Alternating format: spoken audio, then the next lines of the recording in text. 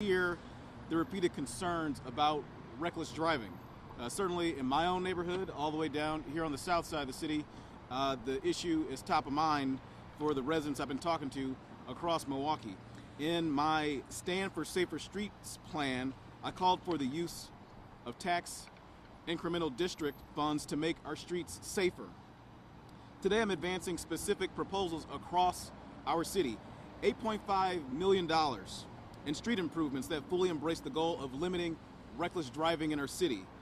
You can see the kind of improvements that are behind me right now. Beecher Street has been narrowed. It's safer for pedestrians. There is an at-grade separated bicycle lane that's been added as well. It limits the crazy passing on the right that you see. New medians are added and bicyclists are not in direct competition with cars. We will see this type of change in the new projects on South 37th Street, along West Burnham Street, on Capitol Drive and Fond du Lac on the northwest side, Van Buren Street, and others as well. Yes, we will have calmer streets designed to halt reckless driving in the city of Milwaukee. That is my goal. $8.5 million is just the start. We're just beginning to do this work. We will be tapping into future tax incremental districts as they near closure in even more parts of the city of Milwaukee. I'm committed to making Milwaukee safer for everybody, whether you're in a car, whether you're a pedestrian, whether you're a bicyclist, whether you're using a motorized scooter or wheelchair. No one should fear crossing the street, driving through our neighborhoods. No one should fear sending their children to school. Of course, street design is just one part of my comprehensive approach to curtail the reckless driving epidemic that we face here in the city of Milwaukee. We're matching that up with police enforcement. Chief Norman, the Traffic Safety Unit, has been doing great work throughout the entire city. Driver accountability is also important. Neighborhood engagement is extremely important. And we're making a pledge to make sure that we have progress in making our streets safer. And with that, I'll take any questions about this exciting project here in the city, and more to come.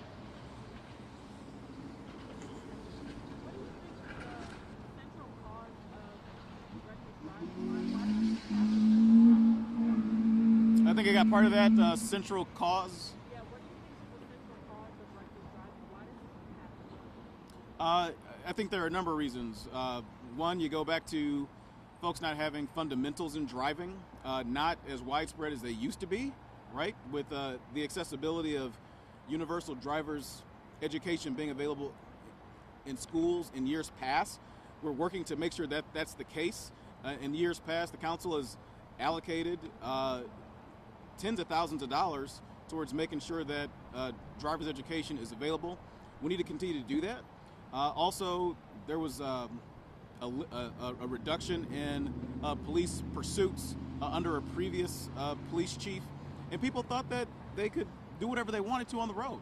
I had police officers that would come to me and say that, you know, they'd be pulled up to a stoplight or a stop sign, and somebody would pull up on the side of them, literally, you know, perform a hand gesture and then go through the light or the stop sign because they didn't commit a violent felony act the police were unable to pursue. So just making sure that folks don't have the opportunity to do that and that there's accountability there is another thing. And then, as I said, it's enforcement as well. We got to make sure that we have the police staffing to be able to go out and stop people when they're driving recklessly on the road. Nobody should think that they can drive with impunity. We can't have a society if everybody thinks that they can make up their own laws.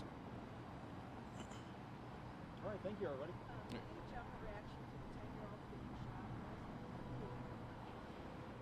The 10-year-old homicide? Yeah, you know, it is disturbing to me that another young life was lost here in our city.